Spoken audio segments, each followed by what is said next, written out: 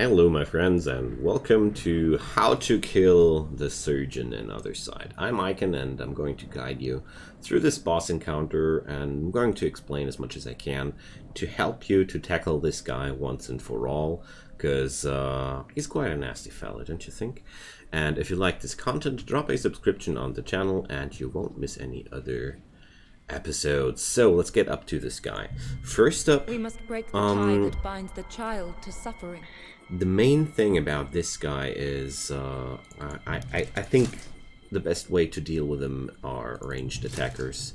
I know that the triple Soulslinger is a little bit cheesy, but overall, for this particular encounter, I would always prefer to only go ranged, and I'm going to explain you why along the combat.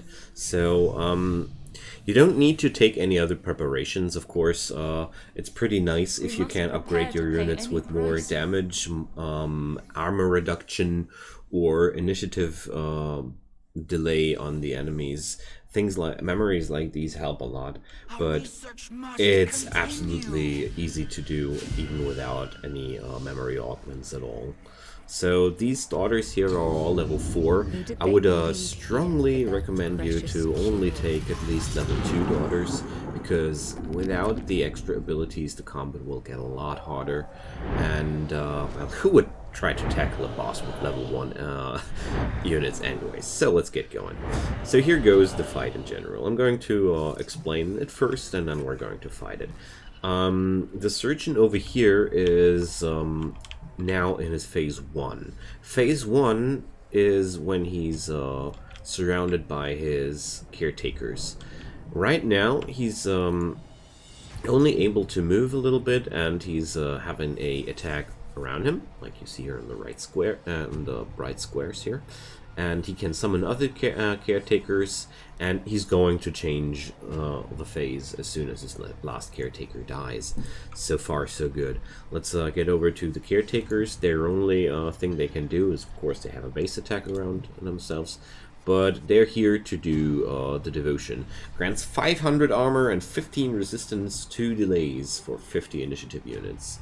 So, this is a pretty nasty buff for the guy in general, and your usual strategy should be, well, let's talk about this one first.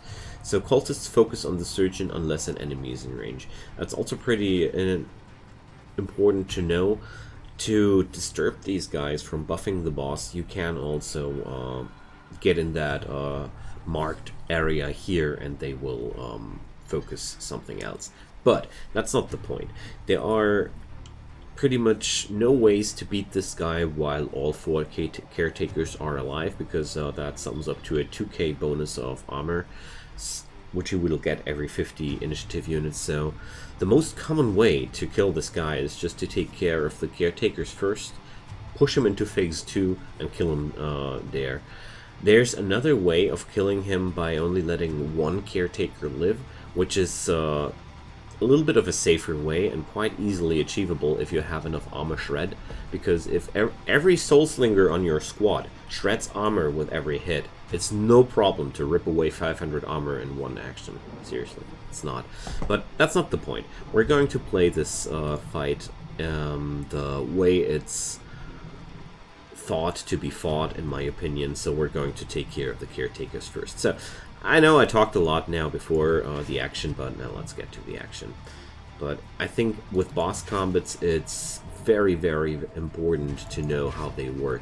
So first off, I want to take the action to bring down the caretaker here, because there's not really much happening here as long as these guys are alive. Alright, moving her forward as much as possible, because I don't want to have to move her when she's getting her next action. Alright, so that's caretaker 1 gone, and now I'm moving to the next one. Not sure if I'm able to hit him though. Nah, no chance. I'm leaving Constance on her 50 action points so she doesn't get into burst, because I don't see any real benefit here out of a burst action. So next up, let's check out how far will the surgeon move. But he's pretty far away from my squad. and I'm going to leave the actions like these. The other caretakers now, of course, swarm towards the surgeon, but that's not really a problem. Right now, we only have to deal with one attack from the surgeon, and it's maintainable. Right now, we just wait for the big boy to move. So there we go. 1,500 armor on him. That means the first 1,500 damage per attack get soaked away. So, sums up to no chance to kill that fella. Moving now, Constance pretty far ahead, and this is now where I decided to fight this boss head on. So I leave Constance in the area of attacks here, and I'm going to activate the Shadow Round now. This action here is vital to the boss fight, and I would strongly recommend to use it, but you don't need to.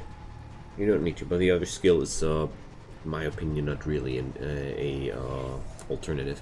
So all it does is that Constance will now attack when somebody else is attacking in her vicinity too.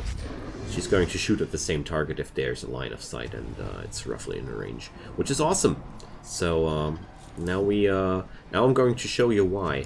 I'm going to move Modesty like here. And now we start abusing the Shadow Round mechanic, but I don't want to focus this too much. This is just one way to kill this boss. It's not the only way. You can pretty much do it however you want to. Alright, so let's go for the caretakers. The really wonderful thing here is that we now are able to take down those bad boys way easier than before.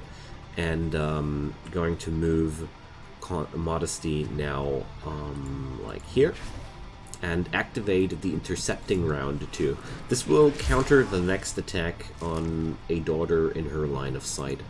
And that's quite important because we're now pretty soon getting attacked by the surgeon. And with the intercepting round I can protect the other units very, very good. So now let's move Belle in some area where she's at least in Modesty's line of sight. Let's do it like that. Usually don't clump up your units like that, it's bad. But in this particular case I know it's not dangerous. But think about it before you clump up units in games like these, always. Alright, now we take down the last guy of those. So there we go. And now he goes into his next phase. A little bit of a badass move beforehand. Music turns up.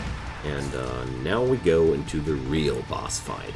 So let's take action here. I don't do any damage, but I am showing off how it will work. So Constance shoots, Belle shoots because Constance shot, Modesty shoots, and well, pretty much all three units use their Shadow Round.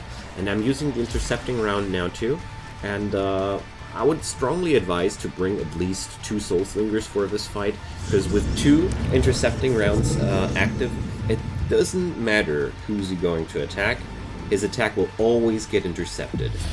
So there's no damage in your squad. Yes, your daughters all have to sacrifice 10% of their max HP, but believe me, that hurts more. So now we have that, and there goes group therapy. Well, you shouldn't be standing there. And there's the next good thing. Even the group therapy move gets interrupted by the intercepting shot. So, and we get a cascade of Shadow Rounds behind afterwards. So, I think now I'm going to get one hit. Yeah. So I should have brought a third intercepting bullet. My bad. So I thought I would get my action beforehand, but it's not that much of a problem. Nobody died. So there's still room for improvement, as you see. So I'm moving her now away out of that cluster because I don't want to waste my intercepting round on this one too. What went wrong here was everybody who was standing in that field had his turn spent on a full burst action, and so his delayed action went through before my daughters could act again. So There we go. But now the rest of this fight is going to be quite easy with this formation, because Shadow Round is a very, very powerful ability, as you might notice at this point. I double my attacks, basically, and Shadow Round also deals a tremendous amount of damage on a single shot, as you can see, and, well, the thing here about why I bring the Soulslingers is the self-medication skill. So his reaction skill here increases his resistance and deals damage to any daughter that attacks him with a melee attack. And attacking this guy with melee attacks is pretty pointless. I tried it the last time with one melee unit, and I was like, why did I bring that guy? Girl. And after all, even if you don't like to go triple Soulslinger, for this particular fight, I consider it the best option, because as you can see, I'm winning this one hard now. He was able to take one action on me, but that was mainly my own mistake, because I thought I didn't need the third intercepting round. If I did do that, I wouldn't have taken any damage except for the damage I caused to myself. And that's a job well done, I'd say. So my friends, I hope that helped you out. Feel free to leave me a comment if there are still questions open, or you want to tell me something else. I'm always happy to hear from you guys. And most of all, thanks for watching. Hope I was able to help you, and see you guys next time. Goodbye.